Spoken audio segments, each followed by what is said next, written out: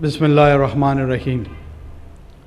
Distinguished guests, representatives of the distinguished companies, ladies and gentlemen, Assalamu alaikum.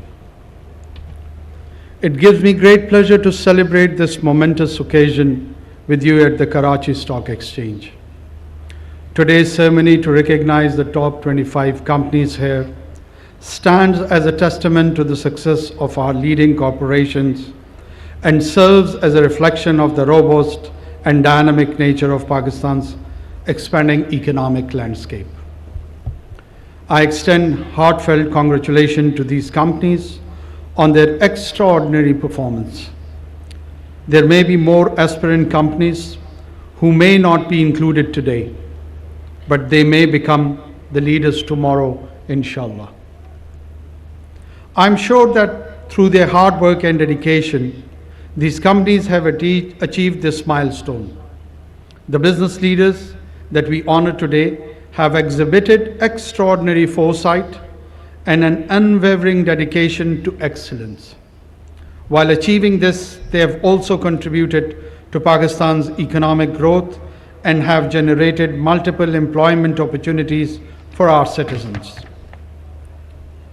In an era marked by a variety of challenges, our businesses have shown great resilience, navigating grave challenges with remarkable agility and a resilient entrepreneurial spirit.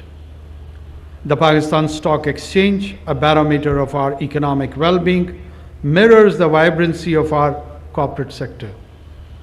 Ladies and gentlemen, the policies of any government and the prosperity of its business have a symbiotic relationship. The recent initiative undertaken by the Caretaker government to curb the menace of smuggling, controlling illicit transaction in foreign currency, measure against electricity theft, etc., are yielding results. These steps have triggered market sentiment and have propelled the Pakistan Stock Exchange by over 33% in November, surpassing the 60,000 point mark for the first time in history. Moreover, exchange rate stability and sustained monetary policies are helping to reduce inflationary pressures. These positive economic policies have led to increased investors' confidence. At this August forum, I reiterate the commitment of the government to cultivating an environment that is conducive to investment and stimulating for economic expansion. We are steadfast in our efforts to streamline regulations, invest in infrastructure, and champion sustainable practices to foster an environment where business can thrive. Dear guests, beyond the celebration of success, we must also address the inherent responsibility that accompanies it. I am referring to corporate social responsibility, which should not be limited only to rhetoric, but should be adopted as a moral obligation. Our successful companies must assume a leadership role in contributing to society, whether through philanthropy, environmental stewardship, or initiatives for community development. Together, we can forge a path towards a more inclusive and just future for all our citizens. As we find ourselves at the crossroads of challenges and opportunities, I urge our business leaders to embrace the digital revolution, invest substantially in research and development by partnering with institutions of higher education, and champion the principles of diversity and inclusion. These actions will not only fortify your companies, but will also contribute to the overarching progress and resilience of our economy. With a collective commitment to excellence, innovation, and social responsibility, we can navigate the course towards a future that is not only brighter, but also more prosperous for Pakistan. I wish more success to our companies at the PSX and our business community. I'm confident that through organizing such impressive award ceremonies, a culture of healthy competition will continue and inspire more entrepreneurs know, interact, encounter the people who are actually shaping up the basic economic foundation which leads to social stability, political stability, and the great grand social order of this country and nation. And when I came here, along with other inspiring faces and few speeches, I came across the emblem of resilience in terms of his personal capacity, Mr. Hussein Dawood. He might not be an accomplished speaker, which again, in my opinion, is showing too humility. He's a great speaker, by the way. But he is a story and a journey of accomplishment as a whole. That's what accomplishment looks like. If you want to refer it to someone, you have to refer it to Hussein Dawood. And this nation and this city, these people, they are proud of you, sir. I am proud of you. We all are proud of you. The way you have bounced back, the way in a manner, elegant manner, composed manner, you have handled the most challenging situations in your life is remarkable. And the death which everyone has to approach, मौत को समझा है गाफिल इख्तिताम ज़िंदगी. It is not the end. Probably that's why when it approaches us in a personal capacity, it pains us a lot. Because we presume that this is the finality, this is the end.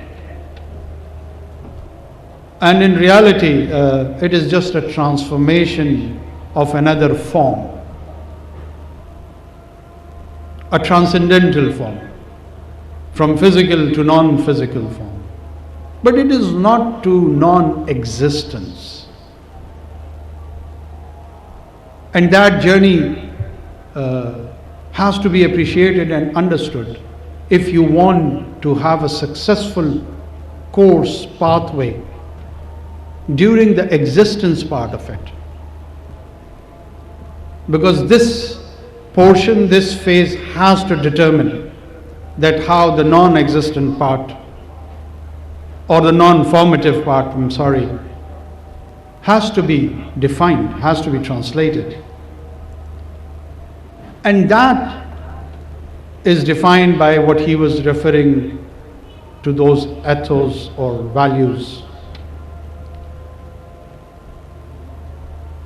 We can create wealth, we all are doing that at a global scale. Mankind has probably experienced an unprecedented creation of wealth. It has never seen such a prosperity.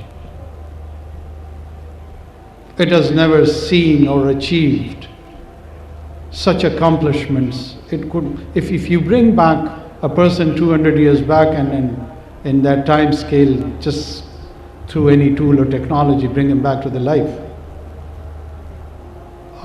he or she will simply collapse, because nobody can absorb such a huge process of achievement. But is achievement in itself is an end? I'm not here to give the moral lessons, but morality probably is part of the human soul. Morality is part of our psychic being.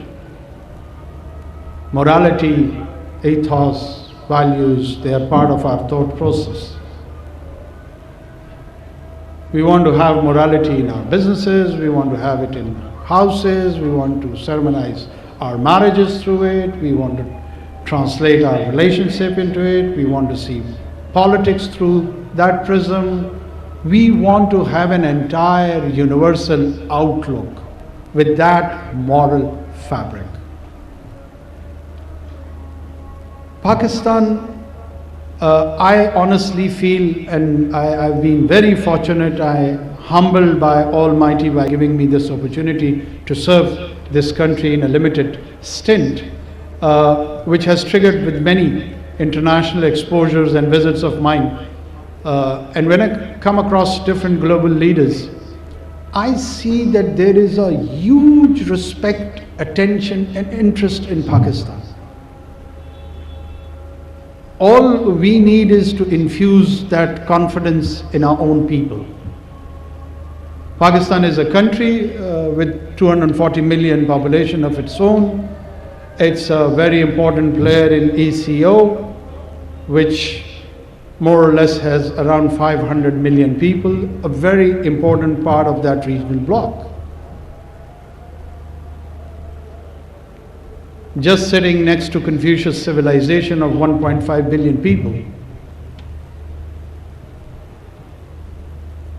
So when our business and corporate sector is thinking, I would urge and request and rather implore them that don't think in terms of 240 million people. You belong to a huge region. On the one hand, it's GCC, then it is North Caucasus, Iran, up till Turkey, and there is a uninvested and unexplored 1.2 to 3 billion population of African continent. We feel as we are that distant from Africa that there has to be no connection. African continent has to offer so much to us, and we have to offer so much to them. Be it East Africa, be it West Africa, North Africa, whole of the continent. Around $36 trillion trade activities happening probably under the BRI next 10 to 15 years, only in China. Are we prepared for it? Are we thinking about it? Is there any due diligence? Yes, there are challenges, and we will work to sort out all those challenges. If not all of it, at least most of it. We are trying to rationalize the expenditure of the government. We are trying to improve the tax network. We know that it has to be a progressive taxation network. You cannot just tax the people who are already contributing in that network. We have to bring in new people. We have to bring in new entities. And the one who are already there, we need to rationalize and have a conversation with the industry and the people and the entities whom we are taxing. So a progressive model of taxation has to be introduced. We have learned and realized that government has no business in doing business. It's you people. My job as an entity of the government is only to tax you. And tax you and convert that to the social services which we have promised to our citizenry. Spend it on schools, hospitals, on our infrastructure, and contribute towards that stimulation of the economic growth. This is the only role any government should play. The slogan we are trying to give is, our business people are one of the most noble people. They are the one who should be respected, who deserve respect, and who have earned that respect. We have not granted it to you. We have not bestowed it on you. It's just like your hard-earned money. Through your noble contributions to this society. A country of 240 million people with a bulge of youth of more than 60%. So it's all energy. I think so we need to deliberate that what we have to produce in terms of goods and services both. We are a country who's exporting services. We are exporting our own people. But what kind of people is required in the global supply chain? We need to focus on that. And you are the one who can play another lead role in that when it comes to the corporate responsibility, social responsibility, CSRs. If we have more open conversations, we can help one another. It would be important even for your businesses, and it would be important for us to maintaining the social stability in any country. I was just having a meeting in Dubai with one of the lady who hails from Balochistan, and they were having a portfolio of around 500 million US dollars as a health company. So I requested them, while appreciating all their accomplishments, that if you invest in the paramedics education, and if you want to grow your business and have portfolio either in European continent or in the North America or anywhere, so you have to have a good quality supply chain of the workforce. So if you invest today in that educational system of ours, you will be benefiting from that workforce in next 10, 20, 30, 40 years, whatever the business plan is. So when we are encouraging on these moral principles our people to think about it, it's a win-win situation for everyone.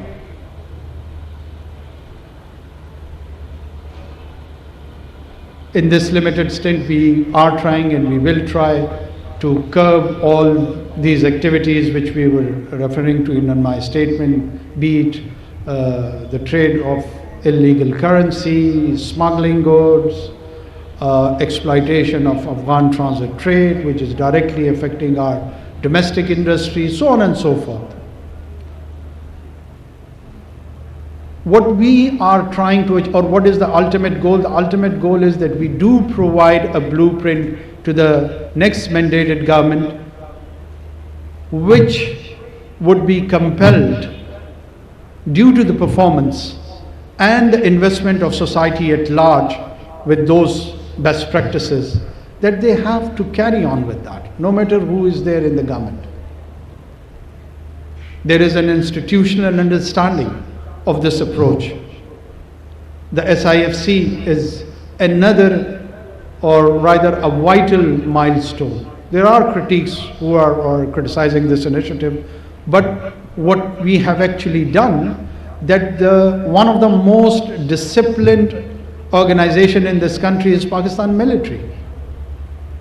And we have taken help from them to facilitate the environment. They're not doing business over there. SIFC is not a platform for military business.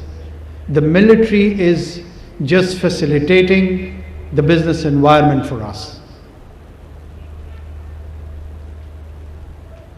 The private sector, domestic private sector, is very much welcome to come, invest, take advantage of that forum. It is not just only for foreign investors. The domestic investors are equally supported, encouraged, and asked to join that forum and take full advantage of that. Our privatization spree is on the track. We'll try to realize it as much as we can before we leave. The rest indicators, we are and we have negotiated with all the multilateral institutions. These are quite positive signals for the market, and the indicators, of course, the barometer is shown in Pakistan Stock Exchange. And I feel it will bring some inflationary advantages in the coming weeks or months at least too. Along with that, let's build and rebrand Pakistan. Pakistan definitely needs some alignment, and some alignment is just not on the part of the government, but on the part of society too. Hussain Daud Sahab was rightly saying that let's speak the truth. What is the reputation of our business entities abroad? What is the reputation of our business entities in terms of quality here domestically? What is the reputation of the government handling business entities here and abroad? I think so all of us needs to do soul searching. Do soul searching and take initiatives out of that search and do a bit of improvement. If we do, let's say, 20% or 30% change of approach, how do we handle and exercise our choices in different areas of life? Probably it will not just be an Asian tiger, it would be the lion of the region, and a very roaring one. I'm pretty much confident, I'm sanguine, I'm optimist about the future of this country. I see a lot of hope in this country. From natural resources, all the four seasons, from the deserts to mountains, from the Indus Basin to these potent 240 million people. How can they fail? I mean, I don't see a single reason. How can such a huge asset fail? Anyone who's cynic, I think so, their assessment would fail. Pakistan will rise, Pakistan is rising, and inshallah we will witness it in our own lives. Pakistan Zindabad. Thank you.